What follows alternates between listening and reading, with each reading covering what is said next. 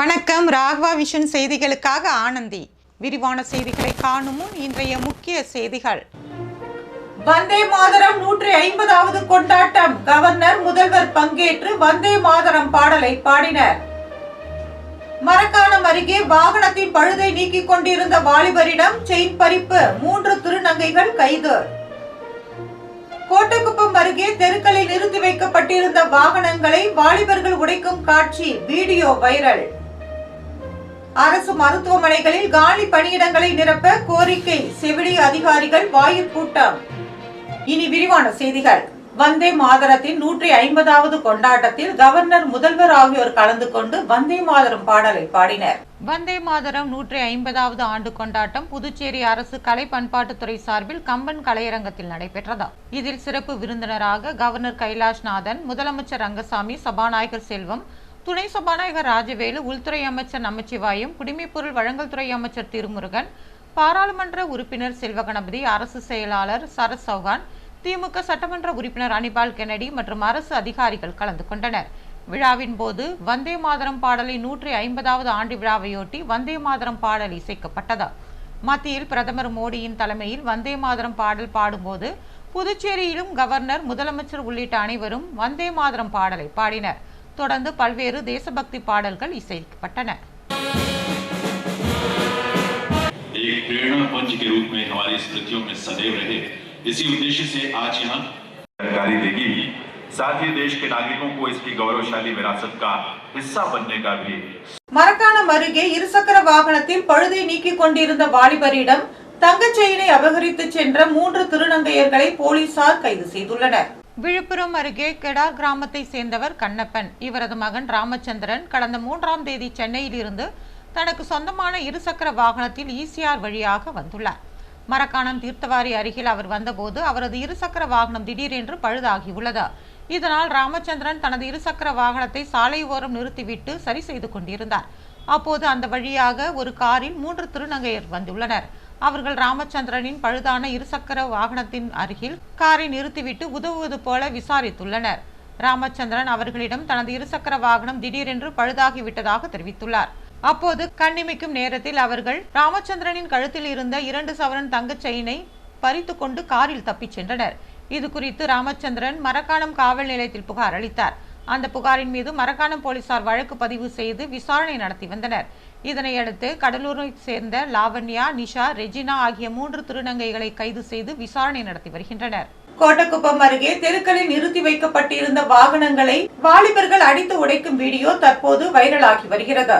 விழுப்புரம் மாவட்டம் கோட்டக்குப்பம் நகராட்சிக்குட்பட்ட குட்டவாப்பு தெருவை சேர்ந்தவர் சாதிக் பாஷா. இவர் கடந்த 5ஆம் தேதி இரவு தனது வீட்டு வாசலின் முன்பு ஆட்டோவை நிறுத்தி வைத்துவிட்டு தூங்கச் சென்றுள்ளார்.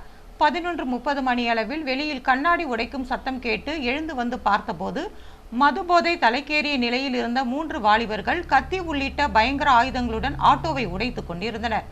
இது குறித்து சாதிக் பாஷா அவர்களை கேட்டதற்கு அவர்கள் கொலை மிரட்டல் விடுத்து அங்கிருந்து தப்பிச் சென்றுள்ளனர். இதேபோன்று பக்கத்து தெருவான மோர்சான் வீதியில் நின்றிருந்த கார் மற்றும் இருசக்கர வாகனங்களின் கண்ணாடியையும் உடைத்து சேதப்படுத்தியுள்ளனர். இது குறித்து கோட்டக்குப்பம் காவல் நிலையத்தில் சாதிக் பாஷா கொடுத்த புகாரின் பேரில் அப்பகுதியில் உள்ள கண்காணிப்பு கேமரா காட்சிகளின் அடிப்படையில் போலீசார் விசாரணை மேற்கொண்டுள்ளனர்.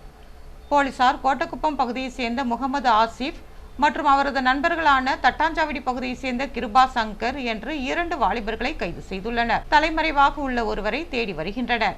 3 வாலிபர்கள் இருசக்கர வாகனத்தில் வந்து தெருக்களின் ஓரம் நிறுத்தி வைக்கப்பட்டு இருந்த வாகனங்களை பயங்கர ஆயுதங்களை கொண்டு உடைக்கும் கண்காணிப்பு கேமரா காட்சிகள் தற்போது வைரலாகி வருகிறது. அரசு மருத்துவமனைகளில் காலி பணியிடங்களை நிரப்ப கோரி செவிலியர்கள் வாயில் கூட்டம் நடத்தினர். புதுச்சேரி செவிலிய அதிகாரிகள் சங்கத்தின் சார்பில் அரசு மருத்துவமனை எதிரில் வாயிற் கூட்டம் நடைபெற்றது. கூட்டத்திற்கு சங்கத்தின் அமைப்பு செயலாளர் சங்கீதா தலைமை தாங்கினார். செயலாளர் ஹரிதாஸ் முன்னிலை வகித்தார். இந்த கூட்டத்தில் அரசு மருத்துவமனைகளில் நிலவும் செவிலியர் பற்றாக்குறை, 100க்கும் மேற்பட்ட காலி பணியிடங்கள், அவற்றை நிரப்ப வேண்டியதன் அவசியம் மற்றும் சுகாதார பணியாளர்களின் பணிச்சுமை அதிகரித்திருப்பது உள்ளிட்ட பிரச்சனைகள் குறித்து விரிவாக பேசப்பட்டது. மருத்துவமனைகளில் புதிய வார்டுகள் மற்றும் பிரிவுகள் திறப்பதை நிறுத்தி காலியாக உள்ள பணியிடங்களை நிரப்ப வேண்டும். இடமாற்ற கொள்கை ஆணையை நடைமுறைப்படுத்த வேண்டும். இக்கோரிக்கைகளை தீர்க்க பேச்சுவார்த்தை நடத்த வேண்டும் என்று வலியுறுத்தப்பட்டது. வாயிற் கூட்டத்தில் பல்வேறு பிரிவுகளில் பணிபுரியும் செவிலியர்கள், சங்க உறுப்பினர்கள் மற்றும் மருத்துவமனை ஊழியர்கள் கலந்து கொண்டனர்.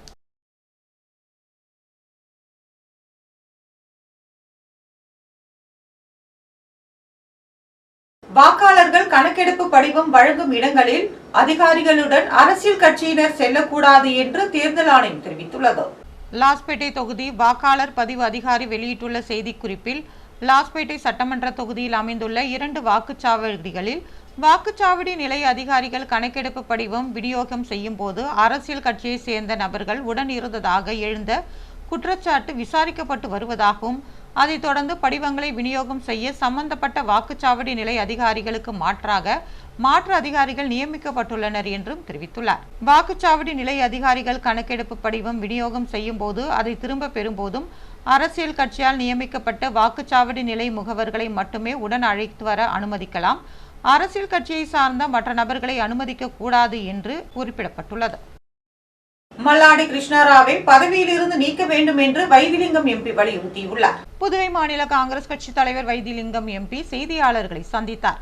அப்பொழுது அவர், வருங்கால சந்ததியான குழந்தைகளுக்கான சத்து மாத்திரைகள், கர்ப்பிணி பெண்களுக்கான சத்து மாத்திரை வழங்கியதில் ஊழல் நடந்துள்ளதாகவும், ஊழலுக்கு அப்போதைய சுகாதாரத்துறை அமைச்சர் மல்லாடி கிருஷ்ணராவ் பொறுப்பேற்க வேண்டும் என்றார். தேர்ந்தெடுக்கப்பட்ட சட்டமன்ற உறுப்பினர் இல்லாத அவருக்கு அரசு வீடு வசதிகள் செய்து தரப்பட்டுள்ளதாகவும், அதை துறந்து முழு விசாரணைக்கு மல்லாடி செல்ல வேண்டும் என்று வலியுறுத்தினார். விஜிலன்ஸில் அவர் மனு தர வேண்டும் என்றும், மல்லாடி கிருஷ்ணராவிற்கு தெரிந்துதான் ஊழல் நடந்துள்ளதாகவும் குற்றம் சாட்டினார். தற்போது பாஜக அணியில் அவர் பி டீமாக உள்ளதாகவும், மல்லாடி தன் மீது தெரிவித்த குற்றச்சாட்டுகளை நிரூபிக்க வேண்டும் என்று வலியுறுத்தினார். அவர் கோவிலுக்கு சத்தியம் செய்ய வர சொன்னார் என்றும், அதற்காகத்தான் திருப்பதி சென்று மொட்டையடித்து சத்தியம் செய்து வந்துள்ளதாக கூறிய வைத்திலிங்கம் எம்பி, சாமியிடம் இதை தெரிவித்ததாகவும், மல்லாடி தானே முன்வந்து பதவியை ராஜினாமா செய்ய வேண்டும் என்று வலியுறுத்தினார். திருவண்டார்கோவில் அரசு பள்ளியில் தமிழ் மொழி கண்காட்சி நடத்தப்பட்டது. திருவண்டார்கோவில் அரசு பெண்கள் மேல்நிலைப் பள்ளியில் 6ஆம் வகுப்பு முதல் 9ஆம் வகுப்பு வரை பயிலும் மாணவர்கள் ஒன்றிணைந்து தமிழ் மொழி கண்காட்சியை சிறப்பாக நடத்தினர். துணை முதல்வர் மோகனாம்பாள் தலைமை தாங்கி கண்காட்சியை துவக்கி வைத்தார். தலைமை ஆசிரியர் நிம்மி மாணவர்களின் திறன்களை எடுத்துக் கூறி வாழ்த்துரை வழங்கினார். ஆசிரியர் சந்திரசேகரன் வரவேற்புரையாற்றினார். முனைவர் மோகன்ராஜ் மாணவர்களை வழிநடத்தி கண்காட்சியை ஒருங்கிணைத்தார்.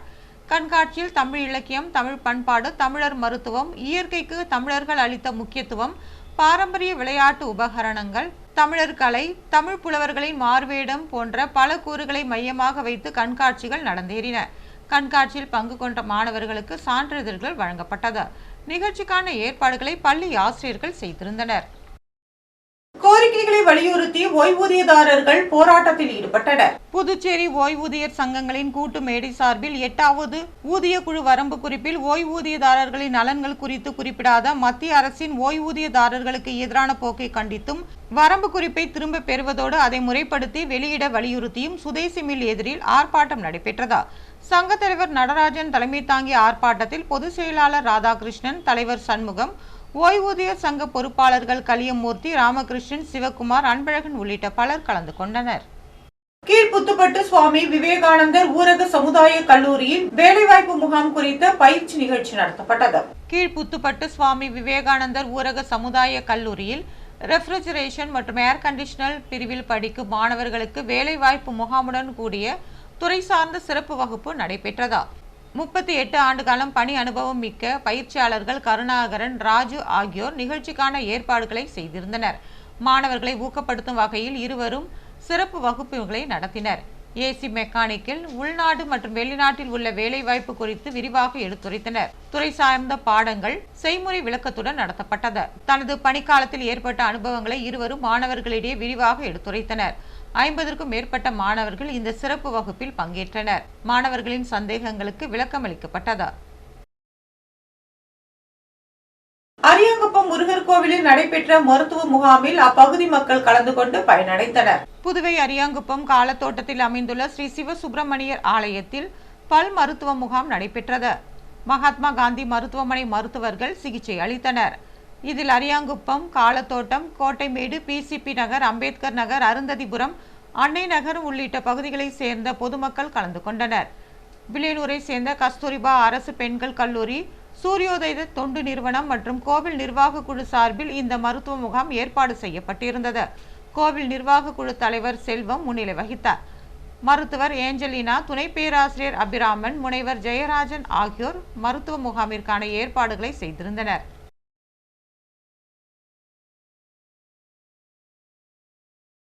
வில்லியனூர் காவல் நிலைய போலீசார் முன்னிலையில் மாணவர்கள் வந்தே மாதரம் பாடலை பாடினர். இந்திய தேசத்திற்கு பெருமை சேர்க்கும் விதமாக சுதந்திர போராட்ட தியாகிகளை நினைவு கூர்வது போல் இந்திய தேசத்தின் தேசிய பாடலான வந்தே மாதரம் பாடல் இயற்றப்பட்டு 150 ஆண்டுகளை கடந்ததை கொண்டாடும் வகையில் வந்தே மாதரம் பாடலின் வரலாற்றை போற்றும் வகையில் சட்டம் ஒழுங்கு மேற்கு காவல் கண்காணிப்பாளர் சுப்பிரமணியன் தலைமையில் வில்லியனூர் காவல் நிலையத்தின் எதிரில் நிகழ்ச்சிக்கு ஏற்பாடு செய்யப்பட்டிருந்தது.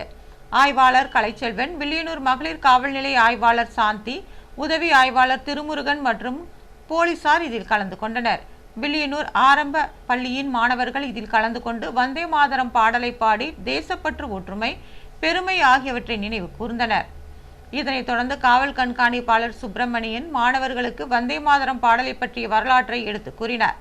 கல்வி எந்த அளவிற்கு முக்கியமாக கருதப்படுகிறதோ அதைவிட ஒழுக்கம் என்பது மிகவும் முக்கியமானது என்று அறிவுரை வழங்கினார். புதுவையில் இன்றைய தங்கம் மற்றும் வெள்ளி விலை விவரம். தங்கம் 1 கிராம் 11,185 ரூபாய். ஒரு சவரன் தங்கம் 89,480 ரூபாய். வெள்ளி 10 கிராம் 1,620 ரூபாய். மீண்டும் இன்றைய முக்கிய செய்திகள். வந்தே மாதரம் 150வது கொண்டாட்டம். கவர்னர், முதல்வர் பங்கேற்று வந்தே மாதரம் பாடலை பாடினர். மரக்காணம் அருகே வாகனத்தின் பழுதை நீக்கிக் கொண்டிருந்த வாலிபரிடம் செயின் பறிப்பு, 3 திருநங்கைகள் கைது. கோட்டக்குப்பம் அருகே தெருக்களில் நிறுத்தி வைக்கப்பட்டிருந்த வாகனங்களை வாலிபர்கள் உடைக்கும் காட்சி வீடியோ வைரல். அரசு மருத்துவமனைகளில் காலி பணியிடங்களை நிரப்ப கோரிக்கை, செவிலிய அதிகாரிகள் வாயிற் கூட்டம். இத்துடன் செய்திகள் நிறைவு பெறுகிறது. வணக்கம்.